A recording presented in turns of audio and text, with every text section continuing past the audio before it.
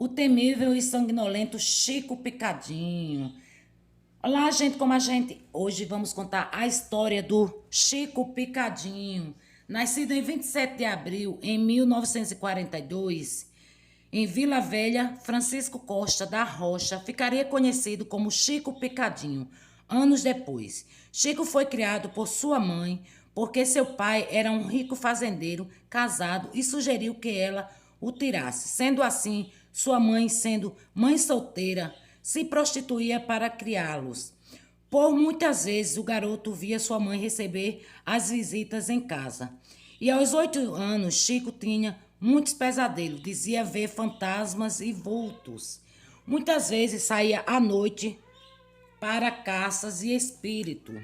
Chico também matava os gatos para saber se eles realmente tinham 7 vidas. Olha mesmo como ele era temível e danado.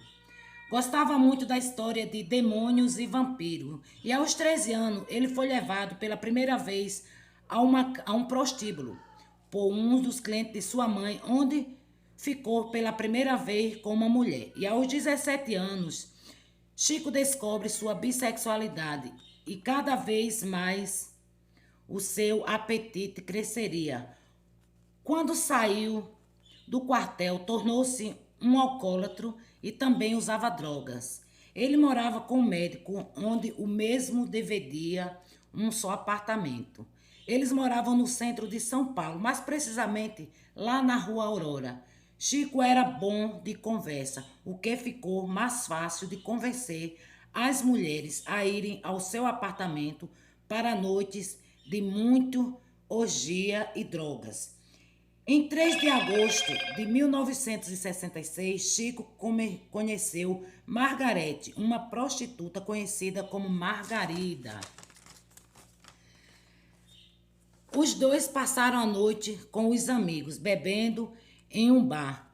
Quando todos foram embora, Chico convenceu Margarete a ir para o seu apartamento. A mesma se encontrava muito bêbado e faz piada porque o Chico tinha bebido muito e não estava tão alegre como ela. Nesse momento, ele passou a ter visões de sua mãe com os homens desconhecidos, nos momentos em que ela apanhava do mesmo jeito.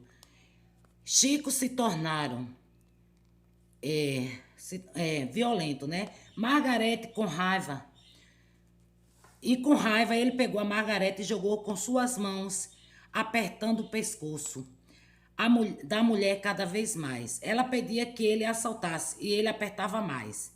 Ela já não conseguia gritar e apertando cada vez mais. Logo ela ficou desmaiada e quando ele se deu conta do que fez, a mulher estava morta. Ele pega o corpo e leva para a banheira, vai até a cozinha, pega uma faca e volta para onde está o corpo. Entra na banheira e começa a cortar. Levou 3 horas para cortar todo o corpo. Depois espalhou os pedaços grandes em uma mala e um balde e outros na privada. Os maiores foram colocados numa mala e logo encontrou o amigo de quarto e contou tudo o que havia acontecido. Antes de se entregar, contou ao amigo e o amigo logo procurou a polícia e ele foi preso em um apartamento de um amigo em Copacabana, no Rio de Janeiro. Foi julgado e condenado a 2 anos e depois, em 1968, aos 18 anos, ele precisou morar ele começou a receber permissão da polícia para receber em casa uma velha amiga. E teve uma velha amiga, né? E teve uma filha com ela. Mais 4 anos de prisão depois, em julho de 1974, ganhou o direito de liberdade condicional por bom comportamento. Começou a sair, se preparou e teve outro filho com outra mulher, mas continuou sozinho, agora vendendo revista e continuou bebendo e usando drogas. Tempos depois conheceu Rosemary em um bar com mais um casal de amigos e todos conversaram.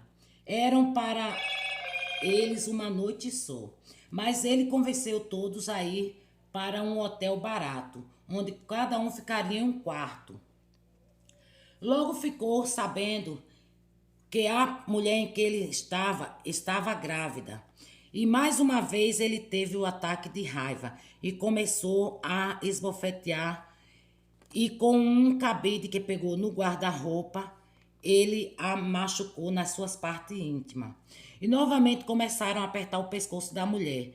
Abriu o guarda-roupa e começou a machucá-la com um cabide de aço. Neste momento, o amigo bateu na porta e ele diz que logo abrirá. A mulher acorda e começa a chorar ao ver o sangue que saía de seu corpo e pede ajuda para ele. Ele disse que a mesma merecia e sai. Rosemary foi encontrada por um funcionário do hotel no dia seguinte, em 15 de outubro de 1976. Chico estava morando com outro amigo em São Paulo. Dias depois de algumas discussões, Chico Picadinho é expulso e pede para ficar mais uma noite no apartamento lá com um amigo, né, pessoal? E nessa noite conhece Ângela e convence a ir ao seu apartamento. E ao entrar, e entre bebidas e muito orgia, o Chico manda a mulher logo. O Chico morde a mulher e logo enforca também. E chega o momento do ritual assassino.